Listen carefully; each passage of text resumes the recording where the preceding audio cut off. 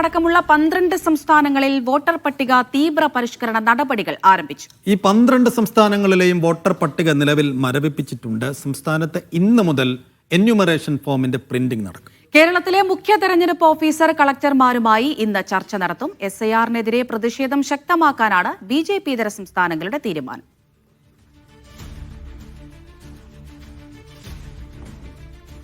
PR Aravind വിശദാംശങ്ങളുമായി ചേരുന്നു. അരവിന്ദ്, അങ്ങനെ ഒടുക്കം SIR രാജ്യവ്യാപകമായി നടപ്പാക്കാൻ ഒരുങ്ങുന്നു. കേരളത്തിൽ അതിൻ്റെ നടപടിക്രമങ്ങൾ തുടങ്ങുകയാണ്. അപ്പോൾ ഇന്നലെ മുഖ്യ തെരഞ്ഞെടുപ്പ് കമ്മീഷണർ പുറത്തുവിട്ട വിവരങ്ങൾ അനുസരിച്ച് ഇതെങ്ങനെയാണ് ഇതിൻ്റെ തുടക്കം, ഇതിൻ്റെ നടപടികൾ?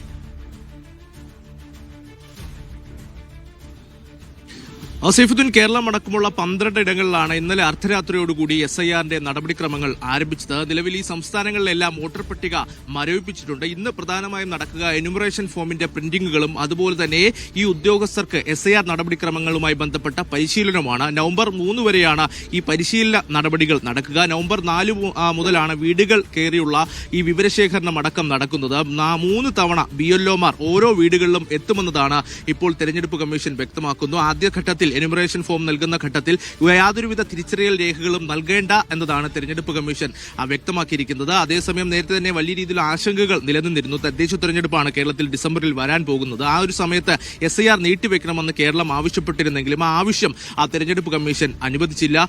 കേരളത്തിൽ ഇത്തരത്തിൽ ഒരേ സമയം ഈ തദ്ദേശ തെരഞ്ഞെടുപ്പും അതുപോലെ തന്നെ SIR മുന്നോട്ട് പോകുന്നത് യാതൊരുവിധ പ്രശ്നങ്ങളും ഉണ്ടാക്കില്ല എന്നതാണ് തെരഞ്ഞെടുപ്പ് കമ്മീഷന്റെ ഒരു വിലയിരുത്തൽ ഉള്ളത്. എന്നാലും ഇന്ന് മുഖ്യ തെരഞ്ഞെടുപ്പ് ഓഫീസർ രത്തൻ കേൽക്കർ കളക്ടർമാരുമായി ഒരു ചർച്ചയ്ക്ക് ചേരുന്നുണ്ട്. നാളെ ആയിരിക്കും രാഷ്ട്രീയ പാർട്ടികളുമായി സംസ്ഥാന തെരഞ്ഞെടുപ്പ് ഓഫീസർ കൂടിക്കാഴ്ച നടത്തുക. അതേസമയം BJP ഇതര സംസ്ഥാനങ്ങൾ, പ്രധാനമായും നമ്മൾ ശ്രദ്ധിക്കേണ്ടത് കേരളം, തമിഴ്നാട് അതുപോലെ തന്നെ ബംഗാൾ എന്നിവിടങ്ങളിൽ SIR നടപ്പിലാക്കാൻ പോവുകയാണ്. ഈ നടപടിക്കെതിരെ വലിയ പ്രതിഷേധം ഉയർത്തുവാൻ തന്നെയാണ് ഈ സംസ്ഥാനങ്ങൾ തീരുമാനിച്ചിട്ടുള്ളത്. തമിഴ്നാട് മുഖ്യമന്ത്രി MK സ്റ്റാലിൻ നവംബർ 2 ഒരു സർവകക്ഷി യോഗം വിളിച്ചു ചേർത്തിരിക്കുകയാണ്. മമതാ ബാനർജി നേരത്തെ തന്നെ SIR നടപ്പിലാക്കില്ല എന്ന പ്രഖ്യാപനം നടത്തിയിരുന്നു. കേരളത്തിലും സമാനമായ രീതിയിലുള്ള പ്രതിഷേധമാണ് LDF അതുപോലെ തന്നെ UDF മുന്നണികളുടെ ഭാഗത്തുനിന്ന് ഉയരുന്നത്. ഇത്തരത്തിൽ വോട്ടുകൾ വെട്ടി വോട്ടുകൾ മോഷ്ടിക്കാനുള്ള BJP ശ്രമത്തിന്റെ ഭാഗമാണ് SIR എന്ന വിമർശനം തന്നെ പ്രതിപക്ഷ പാർട്ടികൾ ഒന്നടങ്കം ഉയർത്തുന്നു. കാരണം കേരളത്തിൽ തദ്ദേശ തെരഞ്ഞെടുപ്പ് വരേണ്ട അന്തിമ വോട്ടർ പട്ടിക കഴിഞ്ഞ ദിവസം മാത്രമാണ് പ്രഖ്യാപിച്ചത്. അപ്പോൾ ഇത്രയും തിടുക്കപ്പെട്ട്, കാരണം ചില സംസ്ഥാനങ്ങൾക്ക് ഇളവ് നൽകിയിരുന്നു, സമാനമായ രീതിയിലുള്ള ഇളവ് കേരളത്തിന് വേണമെന്ന് ആവശ്യം ഉന്നയിച്ചു. പക്ഷേ ഈ ആവശ്യങ്ങളൊന്നും പരിഗണിക്കാത്തതിൽ ദുരൂഹതയുണ്ടെന്ന് തന്നെയാണ് കോൺഗ്രസ് അടക്കം ആരോപിക്കുന്നത്. എന്തായാലും നടപടിക്രമങ്ങളുമായി തെരഞ്ഞെടുപ്പ് കമ്മീഷൻ മുന്നോട്ട് പോവുകയാണ്. ഇന്നലെ അർദ്ധരാത്രിയോടുകൂടി തന്നെ ഇതിന്റെ നടപടിക്രമങ്ങൾ ആരംഭിച്ചിട്ടുണ്ട്.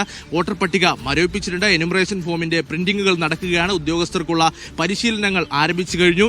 4 മുതലാണ് വീടുകൾ തേറിയുള്ള ഈ വിവരശേഖരണം. ഡിസംബർ 9 കരട് വോട്ടർ പട്ടിക വരിക. ജനുവരി 31 വരെ ഈ കരട് വോട്ടർ പട്ടികയുമായി ബന്ധപ്പെട്ട പരാതികൾ നൽകുവാൻ വോട്ടർമാർക്ക് അവസരമുണ്ടാകും.